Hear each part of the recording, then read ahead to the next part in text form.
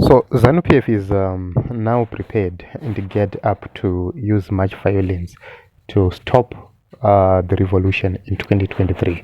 So what they are doing now is that they've embarked on a mobilization program where they are forcing each and every young person to be part of their toy groups. And if you look or if you listen to them,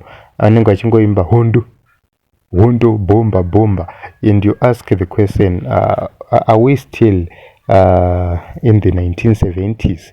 Kwakanga kuchirwiswa Hondo nana Ian Smith. Are they fighting their own people? Because the opposition in Zimbabwe is so peaceful, they don't even have guns, they don't even have catapults. So why are you always singing Hondo to your own people? So you'd see kuti we need to step up our efforts, we need to be prepared for anything, because 2023 is going to be a very difficult and a very tough year. Let us be honest. Let us register to vote.